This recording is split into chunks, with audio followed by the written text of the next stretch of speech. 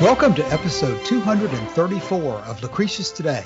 This is a podcast dedicated to the poet Lucretius, who wrote On the Nature of Things, the most complete presentation of Epicurean philosophy left to us from the ancient world.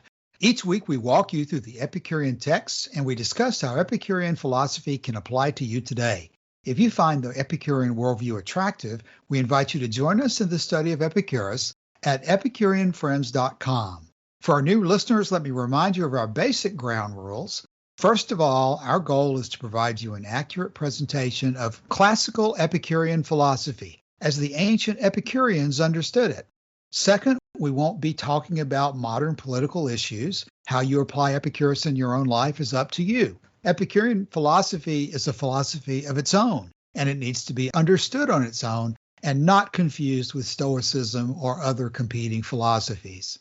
And third, one of the most important things to keep in mind is that the Epicureans often used words differently than we do today. To the Epicureans, gods were not omnipotent or omniscient. So when we talk about gods in this podcast, especially in the sections we're going through right now, we don't mean the same type of thing as a god in the major religions of the world today. Today we're going to be beginning in section 16. Before we get into that today, though, I did want to make a few more comments about what we discussed last week, because last week we finished our discussion of Velleius's attack on the Stoic views of the gods. Of course, since Velleius was talking, Cicero was writing in 50 BC, he was dealing primarily with the leaders of the Stoic school, such as Zeno or Cleanthes or Chrysippus. But it's worth pointing out for those people who are familiar with modern Stoicism and who seem to focus mostly on Marcus Aurelius, that the same criticisms that Velleius was leveling against the founders of Stoicism also apply to the Stoics in general. The Stoics of today most frequently talk about, for example, Epictetus, and there should be no controversy over saying that Epictetus, like the other Stoics, was firmly in the camp of saying that God governs the universe and controls what happens. For example, in the Enchiridion 31, Epictetus says, "Be assured that the essential property of piety towards the gods is to form right opinions concerning them as existing and as governing the universe with goodness and justice. And fix yourself in this resolution to obey them and yield to them, and willingly follow them in all events as produced by the most perfect understanding. For thus you'll never find fault with the gods, nor accuse them of neglecting you." The same attitude carries over to Marcus Aurelius himself. Over on the forum in the thread for today's episode, I have some material that we've collected from different sources on Stoicism on the internet who describe Marcus Aurelius's position. And those include the very well-established position of Marcus Aurelius that as a Stoic, he recognized the essential divide between the proposition that the universe is governed by providence versus the universe operating through the movement of the atoms. In Meditations 4.3.5, Marcus Aurelius says, quote, "But perhaps you are discontented with what is allotted to you from the whole. Then call to mind the alternative, either providence or atoms, and all the proofs that the universe should be regarded as a kind of constitutional state." Marcus Aurelius declares, quote, "The gods exist and have concerns for human affairs," and quote, "The whole divine economy is pervaded by providence." And Marcus Aurelius considered that life is not worth living unless there exist providential gods. As a well-known writer by the name of Pierre Hadot wrote, quote, "Whatever modern historians may claim, the dilemma, quote, either providence or chance, unquote, when used by Seneca or by Marcus Aurelius, does not signify either a renunciation of Stoic physical theories or an eclectic attitude which refuses to decide between Epicureanism and Stoicism. In fact, we can see that Marcus had already made his choice between Epicureanism and Stoicism by the very way in which he describes the Epicurean model with a variety of pejorative terms. David Sedley, who we quote frequently here on this podcast, has written, quote, Marcus Aurelius's unexpected openness to Epicurean physics as an alternative to the Stoic model reads as if it were an extension of the same policy, despite the obvious difference that he is palpably committed to the truth of Stoicism and hence to the falsity of Epicureanism. Sedley continues on to clarify something that modern Stoics really need to understand. Sedley says, quote, Marcus's cosmos or world is recognizably and indeed technically Stoic. It is a single, finite, cohesive organism surrounded by void. Partly as a consequence, it is entirely self-contained and cohesive in its functioning, internally governed by the inexorable sequence of causes known as fate. So far as its underlying constitution is concerned, it is composed out of two ultimate items, one of which is a pliable material substrate, and the other, acting upon this, a single intelligent divine causal power, sometimes identified with its seminal reason. And this article by Chris Fisher says this: many moderns question the necessity of providence for the practice of Stoicism. To do so, they must modify Stoicism in ways that remove one of its most potent psychological tools, a trust that all events in nature, even those we would typically judge as bad, have a purpose and serve the good of the whole. This trust and the attitude of gratitude that springs from it are expressed beautifully by Marcus in one of Chris Fisher's favorite passages. Quote, everything suits me that suits your designs, O my universe. Nothing is too early or too late for me that is in your own good time. All is fruit for me that your seasons bring, O nature. All proceeds from you, all subsists in you, and to you all things return. That's Meditations 4:23. And Chris Fisher says it's simply not possible to make sense of passages like this apart from Marcus Aurelius's absolute and unequivocal trust in the providential nature of the cosmos. And that's the heart of what needs to be stressed as this difference between the Epicurean view of the gods and the universe versus the Stoic. The Stoic is inextricably linked to a providential model in which there is an intelligent creator that is creating and directing everything that happens. And from that point of view, if that were true, if that were establishable and you were persuaded of it, it would be logically compelled to take everything that happens as the action of that divine creator and find some way to reconcile yourself to it. But that is absolutely the opposite of the approach that Epicurus takes, because Epicurus does not have nature as an intelligent being that is directing the universe as a whole or your life in particular. As Epicurus says in the letter to Menorchius, some things do happen by accident, some things are determined, but other things are within your control. And under the Epicurean scheme of things, it's up to you to get engaged with your life and use it and manage it and run it in the way that you think is best for you to do, which is where Epicurus identifies happiness through pleasure as the best way to live. It could hardly be more different than the Stoic model. And modern Stoics who just simply look at the techniques that are discussed for sort of maintaining your calmness are simply scratching the surface of what Stoicism is all about. And if they'll go deeper and see what kind of providential cosmos arrangement is necessary to support that, I think many of them would recoil at what they've really gotten themselves into. I think that Marcus Aurelius states it very clearly himself, Cassius, when he says providence or atoms. It's one or the other. While you were talking, Cassius, I was Googling stuff, and it looks like Chris Fisher wrote an article called Providence or Atoms? Providence. And Donald Robertson wrote an article which looks like a response to it that says Providence or Atoms? Atoms. And clear evidence of the confused state of modern Stoicism. I think Marcus Aurelius is very clear on the distinction between the two schools, Cassius, when he says it's providence or it's atoms. And you have to choose. You have to choose between those two propositions. Very early on in this series of podcasts, I quoted from the introduction to John Mason Good's translation of Lucretius in a passage that I thought was very confused on this issue. far more confused than Marcus Aurelius himself appears to be. And John Mason Good says this, I'll quote it again. He says, "But the Epicureans, it may be said, were atheists. They denied the existence of a God and of a future state. And some parts of the poem of Lucretius are expressly written to establish such denial. Let us examine these assertions separately.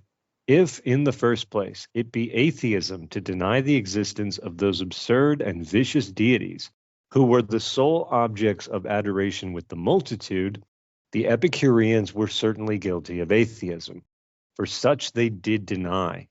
I think as far as that quote goes from John Mason Good, I would agree with it. The Epicureans certainly did deny the gods of the multitude as being vicious and absurd and contrary to their nature. But unfortunately, John Mason Good decided to keep writing this day.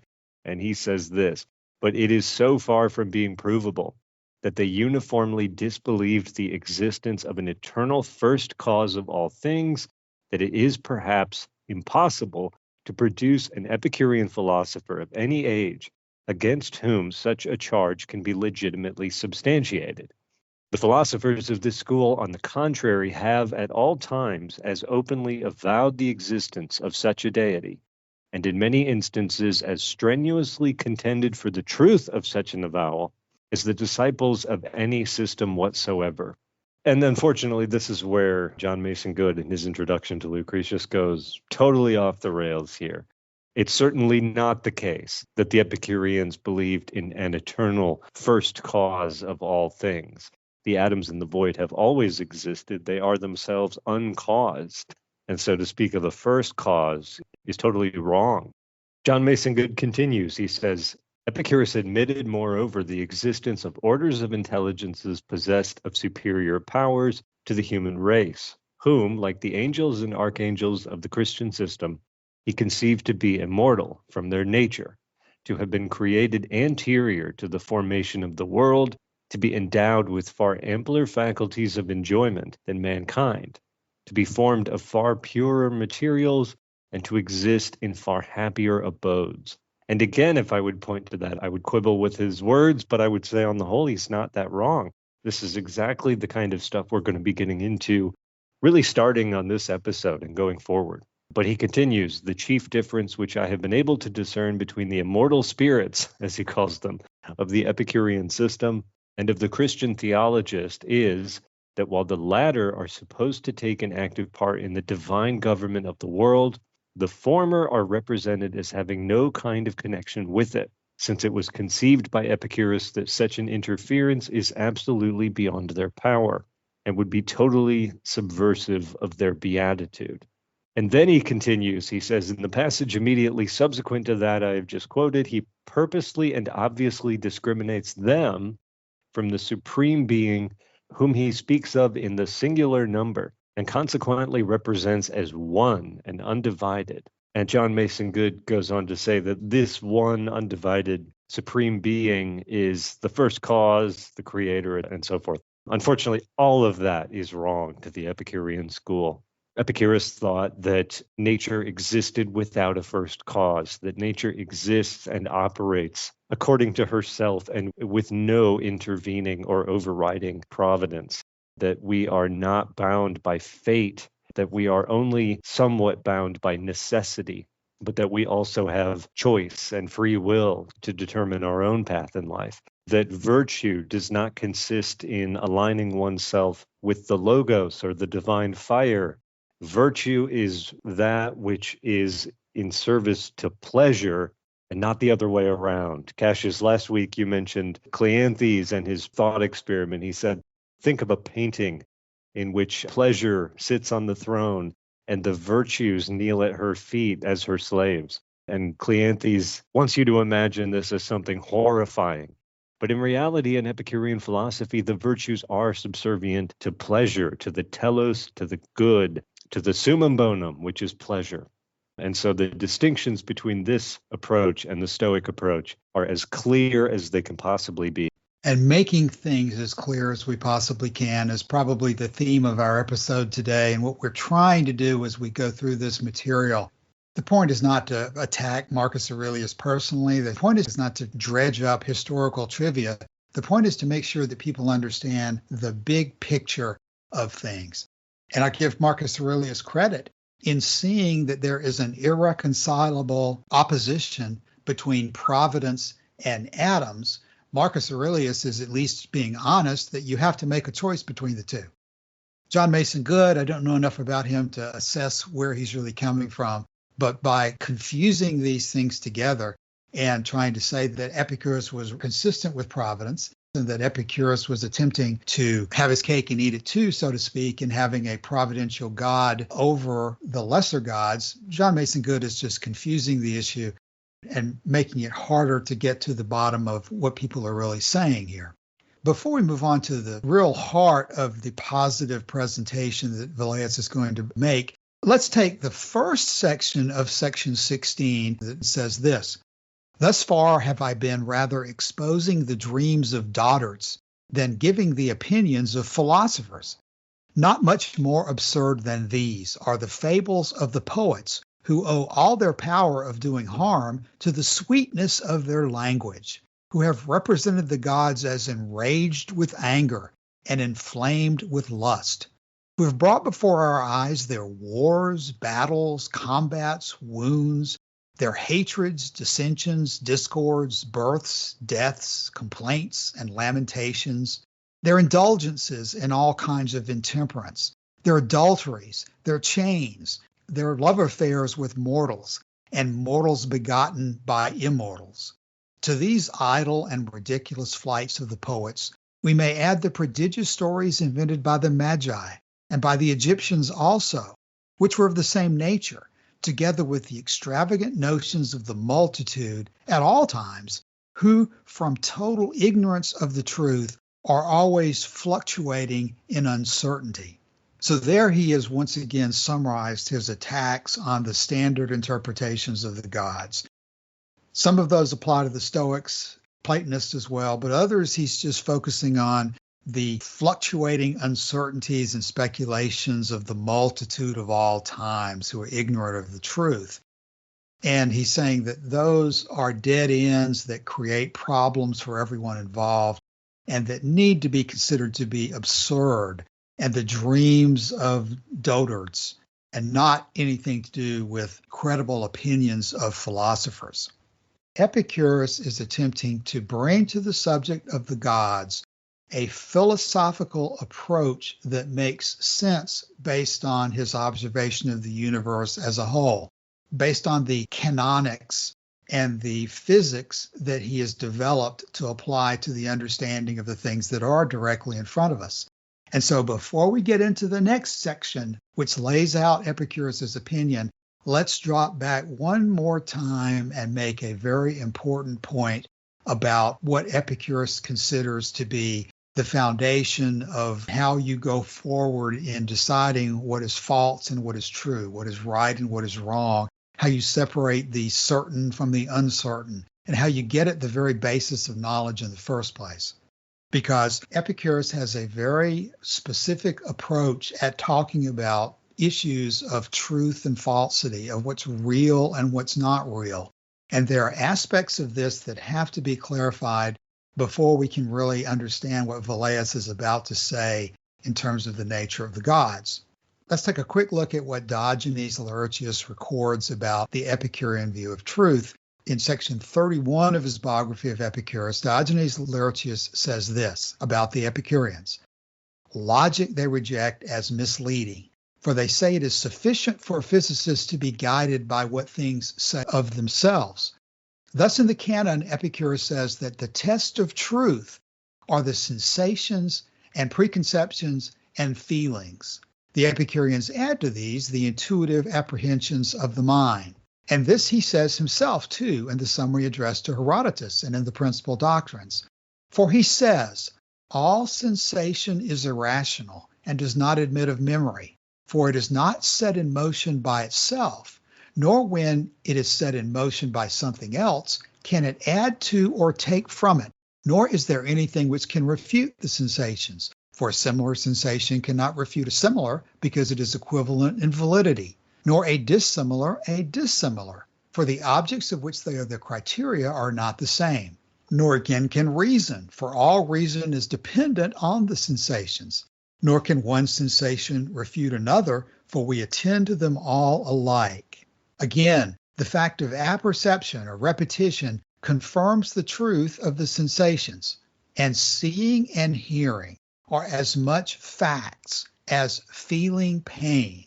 From this it follows that as regards the imperceptible, we must draw inferences from phenomena or from what is perceptible.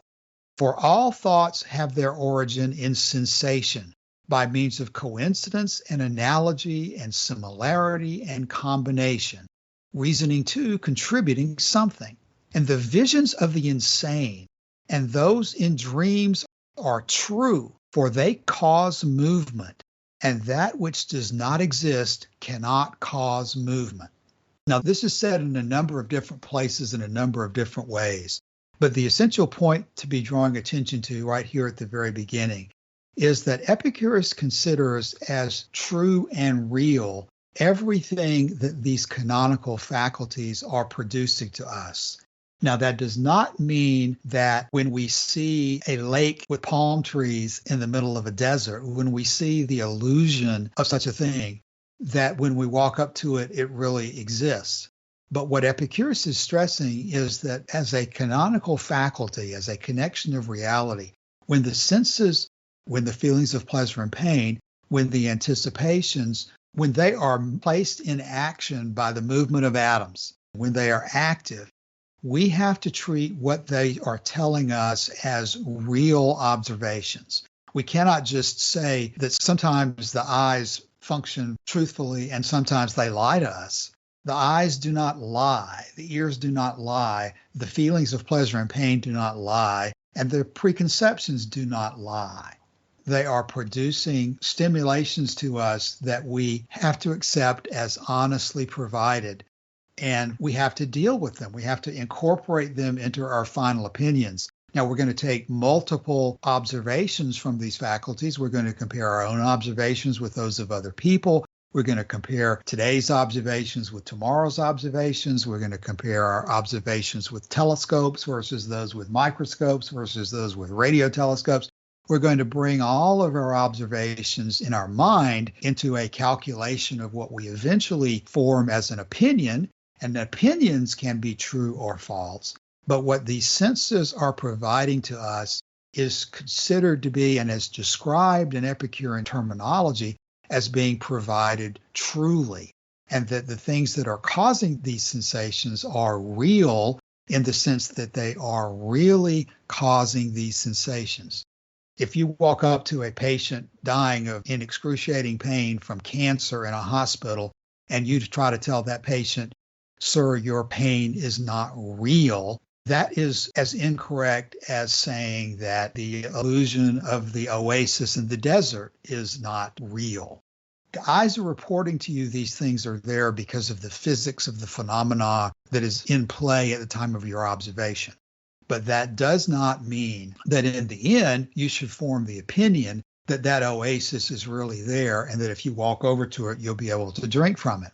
And so when Diogenes Laertius records that dreams and hallucinations are real, he means what he says, that there is a sense of the word real and true in which those things do actually exist. Now, as we know from Book 4 of Lucretius, the Epicureans were well aware of how illusions operate, that you can place an ore in water and it appears to be bent, that you can look at things far away and believe that they are round instead of square, or vice versa, depending on the circumstances of your observation. A specific example of that in Lucretius comes at section 732 of Book 4, where he discusses the operation of images. In section 732, Lucretius says, "And so we see centaurs, and the limbs of Scylus, and the dog faces of Cerberus, and the idols of those who have met death, and whose bones are held in the embrace of earth. Since idols of every kind are born everywhere, some of which are created of their own accord, even in the air, some of which depart in each case from diverse things, and those again which are made and put together from the shapes of these. For in truth, the image of the centaur comes not from a living thing, since there never was the nature of such a living creature, But when by chance the images of man and horse have met, they cling together, and as we have said before now, because of their subtle nature and fine fabric. And other things of this kind are fashioned in the same way. When they move nimbly with exceeding lightness, as I've shown above, any one such subtle image stirs the mind, for the mind is fine and of itself wondrously nimble. And we know that this whole topic is not just a hallucination of Epicurus himself, because we have other sources that tell us that this issue of the images traveling to the mind and truly causing these reactions in the mind was held similarly by Democritus and others. Sextus Empiricus records, quote, Epicurus said that all sensibles are true and real, for there is no difference between saying that something is true and that it is real. And that is why in giving a formalization of the true and the false, he says, quote, that which is such as it is said to be is true, and that which is not as it is said to be is false. In the letter to Herodotus, Epicurus says, for the similarity between things that exist, which we call real, and the images received as a likeness of things and produced either in sleep or through some other acts of apprehension on the part of the mind or other instruments of judgment, could never be unless there were some effluences of this nature actually brought into contact with our senses. So to bring this back down to earth, the point being made here is that in Epicurean terminology, if the senses perceive something, it can be considered to be, in a specialized sense of the words, true and real. And it should be considered that way because you have to maintain your confidence in what your senses are reporting in order to base any conclusions on anything. In order to reason at all, you must have data on which to reason. And if you cannot have confidence in your faculties which produce data to you, then there's no grounds for maintaining that any reasoning of any kind could ever be true, because you would never know the difference between the true and the false. So the Epicurean approach is to take as true and real what the faculties present to us. And as we are about to read in this next section, Epicurus held that what the faculty of prolepsis presents to us also should be considered to be true and real. Here's the way Velleius states it in the second paragraph here of section 16. Now, whoever reflects on the rashness and absurdity of these tenets of these other schools we've just been discussing must inevitably entertain the highest respect and veneration for Epicurus, and perhaps even rank him in the number of those beings who were the subject of this dispute. Now, that's another reference to how Lucretius says that if there's anybody who deserves to be called a god, it's Epicurus, because of the accomplishments and the benefits that he brought to us. But that's a tangent for another time. Let's stay with what he's saying here now in section 16. For Epicurus alone first founded the idea of the existence of the gods on the impression which nature herself hath made on the minds of all men.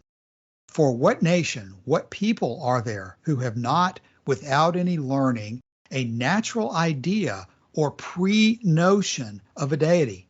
Epicurus calls this prolepsis, that is, an antecedent conception of the fact in the mind, without which nothing can be understood, inquired after, or discoursed on. The force and advantage of which reasoning we receive from that celestial volume of Epicurus concerning the rule and judgment of all things. And of course, here we confront one of the great frustrations of Epicurean studies, that we don't have a copy of the celestial volume concerning the rule and judgment of all things, where Epicurus explains the canon and these rules of epistemology in detail. But already we have emphasis from Velleius that it is in the canonical faculties that Epicurus is grounding his ideas of the existence of gods and the nature of gods and so forth. That it's not in the speculations of logic, that it's not in a particular citation of Joseph Smith was presented a group of tablets in the hills of Palmyra, and this is what we should base our belief on. He's not saying that Moses went up on the mountain and got the 10 commandments and that we should believe in God because of these particular demonstrations that occurred on particular dates and particular times to particular people. He's not doing any of that at all. He's saying that where we're going to be going to ground our understanding of the gods is not in particular people and particular assertions of evidence, but in the faculties that we all have. And in observing how they operate, we're going to see things that are going to lead us to particular conclusions. The faculty itself is not giving us the conclusion. The faculty itself is not producing the opinion, but it is providing data, which we then take into our minds with all the rest of the data that we have, and which then Velleius is going to use to make some conclusions about the gods.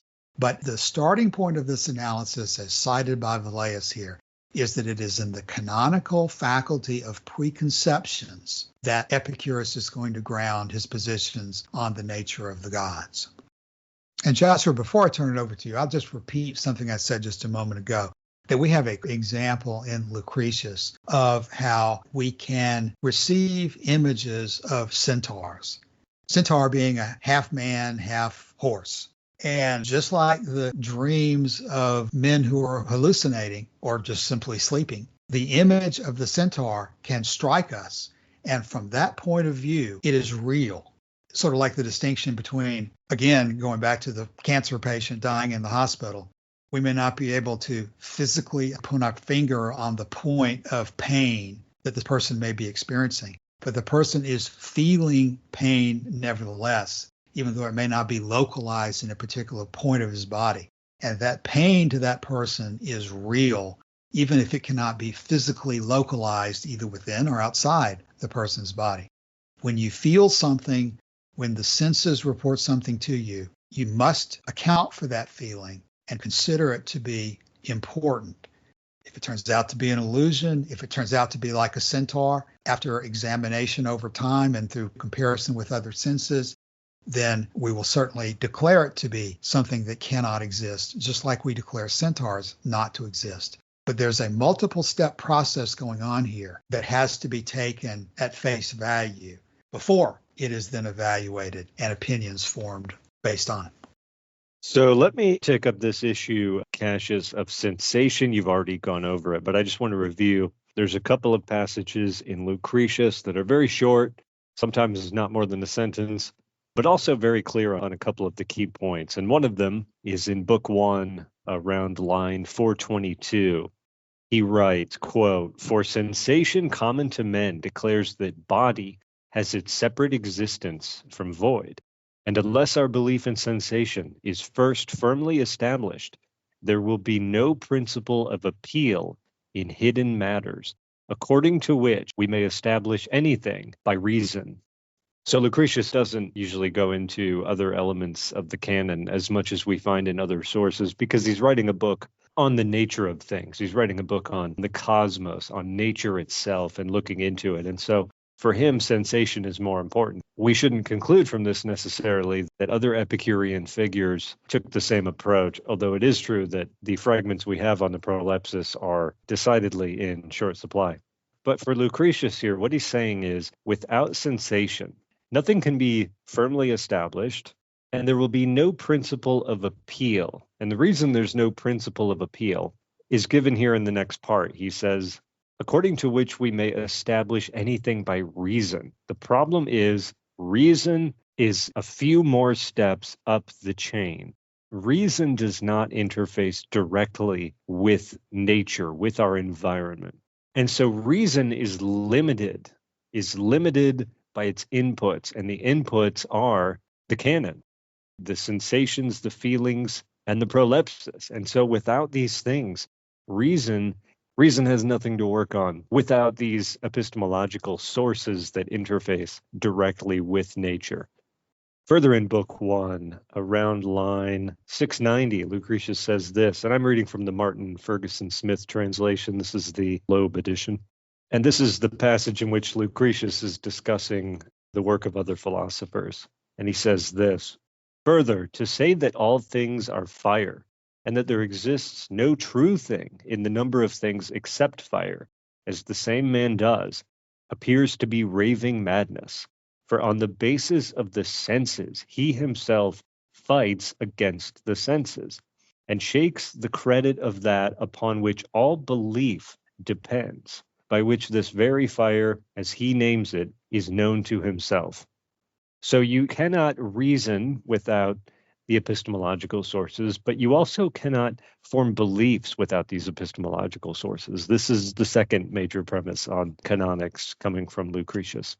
And he takes up the issue again in Book 4, around line 462, when he says this, quote, "We see in marvelous fashion many things besides of this kind, which all try, as it were, to break the credit of our senses, but all in vain, since the most part of them deceives because of opinions of the mind, which we bring to them ourselves, so that things are held to be seen which have not been seen by our senses. For nothing is more difficult than to distinguish plain things from doubtful things, which the mind of itself adds at once." So what we've gotten so far is that the senses and the other canonical processes are how we take information in as input. It's how we know things about the world that we live in. And without these things, we cannot form arguments based on reason, because reason requires inputs. And without these inputs, there is nothing. We also cannot form our beliefs about the world without these inputs. But as he says here in Book 4, there is a problem, because the beliefs and the reason is precisely where the error comes in when we're talking about issues relating to epistemology. It's not the senses that are wrong. It's not the feelings that are wrong. It's not the prolepsis that is wrong. While the sensory input is streaming into our senses, the mind is adding its own layer to that. And this layer of opinion is where the error comes in all of these cases. And so if you're not aware of that ongoing process, it becomes very difficult to distinguish what is true from what is not true. Yes, Joshua, the things you're going over right now, it seems like a lot of times people, when they get to the issue of the gods, they will just check at the door like a coat all the information that they've previously read, all the things they've thought about Epicurean canonics, and they leave it at the door. They don't apply it. And as we go forward, we need to bring in all of our knowledge of Epicurean canonics. And there's a couple of other major considerations that we haven't even touched on yet, such as Epicurus' doctrine of multiple possibilities, that you cannot just simply latch onto a preferred explanation if multiple explanations fit the subject just as well. You can't arbitrarily select one. That multiple explanation aspect is something that Epicurus emphasizes very clearly in the letter to Pythocles when he's talking about the stars and the things we see in the sky. We are not up close to them. We cannot see closely in front of us exactly what's going on with them. And so we have to accept that there are multiple possibilities involved. And so that's a principle that also would be wrong to check at the door in regard to the gods. Many of the things that Velleius is about to say as he goes on further have to be considered within that framework, that what he's suggesting are reasonable possibilities, but not necessarily the only possibilities, except in regard to some very, very basic points that we'll also discuss. So as we said, there's the multiple possibility doctrine. There's the waiting doctrine, that when you don't have enough information to make a firm conclusion on a particular point, you don't take any position at all on it. So we need to take all of our knowledge about Epicurean canonics and keep it in mind and have it ready to evaluate everything that is going to be discussed about the gods, even those things that the prolepsis presents to us. And I think that's where you're going to pick up again. I think all of those points are well taken, Cassius, and especially what we can learn from the letter to Pythocles is of such interest. The direction I'm going to go in now is back into Lucretius, but not directly into the issue of prolepsis quite yet. I'm going to go to Book 3 and Lucretius around line 425. And it's around line 425 that Lucretius is describing the nature of the soul, or the nature of the human mind, or psyche, or spirit, or whatever you want to call it. And Lucretius says this: "First of all, since I have shown it, the soul, to be delicate and composed of minute particles and elements much smaller than the flowing liquid of water or cloud or smoke, for it surpasses these far in quickness, and moves if touched by a more delicate cause, inasmuch as it is moved by images of smoke and mist. As, for example, when sunk in sleep we perceive altars exhale their steam on high and send up smoke, for without doubt these are images borne to us. Now therefore, since when vessels are shattered you perceive the water flowing out on all sides, and the liquid dispersing, and since mist and smoke disperse abroad into the air, believe that the spirit also is spread abroad and passes away far more quickly, and is more speedily dissolved into its first bodies as soon as it has departed, withdrawn from the limbs of a man. One of the ongoing conversations we've been having on the forum recently is as to whether the prolepsis is an organ for sensation on its own account, separate from the others, or whether it takes in information from the other senses as well in order to form the impressions that are the basis of the prolepsis. And I think if we take the time to go back to, as antiquated as it might seem to us, if we take the time to go back to what the Epicureans had to say about the nature of the soul, about the atoms that compose the soul, that they are far finer than other atoms, that they move far quicker than thought, indeed, and that they are dispersed throughout the body. It's these soul atoms, dispersed as they are throughout the body, that allows sensation in the first place, I think, in Epicurean philosophy, in part because it's these atoms of the soul extended out to the senses that allow the sense of sight, for example, or that allow the sense of touch. So it's actually the atoms of the soul or spirit or mind that are the sensory atoms in the body, that these are the atoms that cause sensation or that allow sensation. And so the distinction, which seems very clear to us between the senses and the mind, the distinction may not have been made to the same degree among the Epicureans in the ancient world. And I think if we take this view, then we would see that the mind, of course, uses the informational inputs from the senses in forming its impressions that make up the prolepsis, and is itself a sensing capacity. I think that solves that problem. Joshua, that sounds like a very fruitful path to explore to me. It's in adjusting our own expectations that I think we're going to find answers that are much more satisfying here. We cannot expect that Epicurus looked at these issues in the same way that we do today. Epicurus had a foundation of physics and canonical approach that is very different from ours. We don't normally like to think of centaurs as being real, or the hallucinations of madmen as real or true. And yet Epicurus is coming at these from the perspective that they really are happening to that person. He's not lying about it happening to him. It is happening, and Epicurus's pursuit is to determine what could be causing those things and to come up with an explanation that is not supernatural in origin. And whether we agree with every aspect of it or not, this contention that apparently was shared with Democritus and potentially Leucippus and other atomists as well, is that our thoughts are influenced by this concept of images, which is the flows of atoms. Everything is involved with the flows of atoms, and it would be unexpected and inconsistent if Epicurus did not think that thought was involved with the flows of atoms. So we have a long way to go in articulating these issues. I really want to commend people listening to the podcast and commend the people who are participating in the forum for the discussions that we're having, because clearly there's a lot of difference of opinion about what Epicurus was really saying. And this is an issue that has been put aside and has been deprecated because people say, well, in all practical terms, Epicurus just denies the existence of supernatural gods. People jump to the conclusion that fits him within our box in our minds that we consider to have the label atheist put on it. And that's as far as we need to go. And by stopping at that level, we're missing, I think, a lot of subtlety that clearly is still there in the text that we can go through. Now, we're going to begin to run out of time for today before we get much further into section 16. And so when we start back next week, we're going to need to emphasize to people that this episode today will be a very good one to listen to in conjunction with the next episode, because we're setting the stage today before we really dive into the meat of what Velleius is saying. But one more thing that we have to add to this picture under the category of let's look at all the texts and look at all the positions that Epicurus was taking, we need to remember that Epicurus devoted several of his principal doctrines to this question of how canonics operates. And these are positions that are very relevant to our discussion of the gods as well.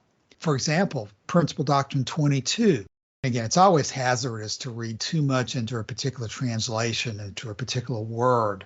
And every time we discuss all these things, we need to keep that in mind. But I'm going to try to read these principal doctrines in ways that are consistent with the direction we're going in about the gods. Because, for example, 22 says we must consider both the real purpose and all the evidence of direct perception, to which we always refer the conclusions of opinion. Otherwise, all will be full of doubt and confusion. Now, we often talk about that one in terms of the real purpose of nature. The real purpose of nature is pleasure, and so we're talking about we want to keep our actions consistent with pleasure, but it also applies to all evidence of direct perception, which includes prolepsis, which includes the five senses, and which tells us not to ignore this proleptic perception that people are experiencing, that there's something going on with this question of gods. Then Principal Doctrine 23. If you fight against all sensations, you'll have no standard by which to judge, even of those which you say are false. That's saying the same thing. If you've got this proleptic sensation that there's something going on in this category of relationships called gods, then you cannot ignore that. You have to take it into account and deal with it and make opinions that you can be firm about. Separate those from those which you cannot be firm about, which you think are false, or which you simply don't know about. And then 24, which is the most lengthy, but also is the most directly applicable. 24, if you reject any single sensation and fail to distinguish between the conclusion of opinion as to the appearance awaiting confirmation and that which is actually given by the sensation or feeling, or each intuitive apprehension of the mind, you'll confound all other sensations as well with the same groundless opinion. So you'll reject every standard of judgment. If you've reached the conclusion that gods are arbitrary and capricious and that they choose certain people and reject certain others because they like them or don't like them, if you let that kind of groundless opinion pervade all of your considerations of the topics of gods, then you're never going to be able to make any progress in the subject. 24 continues on. And if among the mental images created by your opinion, so your opinion itself is creating mental images, if this translation is correct. Not only are you receiving mental images from the outside, but you are creating within yourself a source of mental images. And if among the mental images created by your opinion, you affirm both that which awaits confirmation and that which does not, you will not escape error, since you will have preserved the whole cause of doubt in every judgment between what is right and what is wrong. So Epicurus is hammering home this point that when you've got a canonical faculty reporting something to you, you must take it into account and integrate it into your opinions and conclusions if you expect those opinions and conclusions to be valid. And you can't simply throw them out and say that they don't exist and act as if they've never happened, because they did actually happen to you in the sense that a sleeping person experiences a dream. You can study this phenomena. You can come to an understanding of dreams in which you realize that they're not prophetic and they're not messages from God telling you what to do. Or you can go down the Stoic road. You can go down the road of these Platonists and others who say that dreams are sent by the gods to tell you what to do, to tell you what's right and wrong, to cause you upset, like Brutus is trying to construe that the shade of Julius Caesar is warning him of something terrible.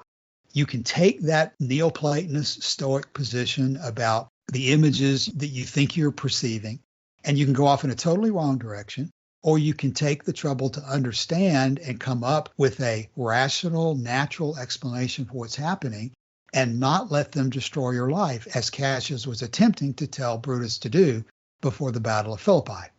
So now we are coming to the end, unfortunately, of today's episode. So let's try to recap what we've said today. Joshua, any closing thoughts for today? What I would encourage people to do at this point in time, since we didn't really get into the prolepsis today, if anyone wants to revisit episode 166 of the podcast, that was our interview with Dr. David Glidden, who's written a series of articles and compiled lecture notes specifically on the subject of prolepsis, and it's a source I'll be looking at throughout the week. Other than that, I would just echo, Cassius, what you said there, which is if we want to understand what the Epicureans meant by this stuff, we have to be willing to reconsider our own opinions on the matter of soul or mind or spirit and so forth. Yeah, that's exactly right, Joshua. And as we begin to close, I want to repeat how much we appreciate the input from numbers of people on the Epicurean Friends Forum on this discussion.